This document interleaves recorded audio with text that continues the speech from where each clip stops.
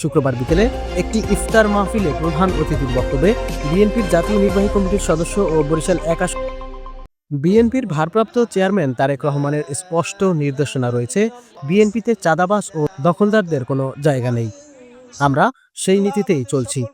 শুক্রবার বিকেলে একটি ইফতার মাহফিলে প্রধান অতিথির বক্তব্যে বিএনপির জাতীয় নির্বাহী কমিটির সদস্য ও বরিশাল ১ আসন থেকে নবম জাতীয় সংসদ নির্বাচনে বিএনপি মনোনীত ধানের শীষ মার্কার প্রার্থী আলহাজ ইঞ্জিনিয়ার আব্দুস সোবাহান উল্লেখিত কথাগুলো বলেছেন। সরকারি গৌরনদী কলেজ ছাত্র সংসদের সাবেক ভিপি ও ডেনমার্ক প্রবাসী বিএনপি নেতা মনিরুজ্জামান স্বপনের আয়োজনে প্রায় ২ সহস্রাধিক বিএনপি ও তার সকল অঙ্গ সংগঠনের নেতাকর্মীদের উপস্থিতিতে ইফতার মাহফিলের পূর্বে অনুষ্ঠিত আলোচনা সভায় ইঞ্জিনিয়ার আব্দুস সোবাহান আরও বলেছেন, চাঁদাবাজ ও দখলদারদের বিএনপিতে কোনো স্থান নেই। বিএনপির নাম ভাঙিয়ে কেউ চাঁদাবাজি কিংবা দখলবাজি করলে তাকে ধরে পুলিশে দিন, আপনারা না পারলে আমাকে ফোন করবেন।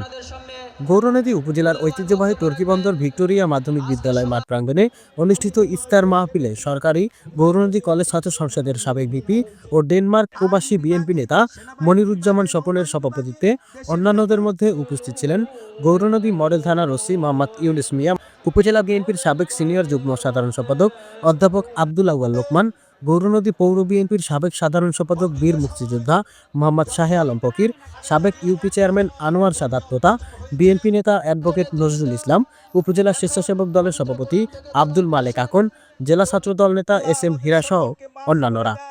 ইফতারের পূর্বে শহীদ প্রেসিডেন্ট জিয়াউর রহমানের রুহের মাগফিরাত কামনা, বিএনপির চেয়ারপারসন বেগম খালেদা জিয়া এবং ভারপ্রাপ্ত চেয়ারম্যান তারেক রহমানের সুস্বাস্থ্য ও দীর্ঘায়ু কামনা সহ দেশ ও জাতির মঙ্গল কামনায় দোয়া মোনাজাত করা হয়। দলের নেতৃত্বে 3বার সফল প্রধানমন্ত্রী। আমি আমার নিজের অত্যাচারের কথা ভুলে গিয়েছি, আমি হাসি মুখে সমস্ত অত্যাচার হজম করে নিয়েছি। আপনারা বলেন, আমি কি কোনো চাঁদাবাজ লোক? আমি কি কোনো সন্ত্রাসী লোক?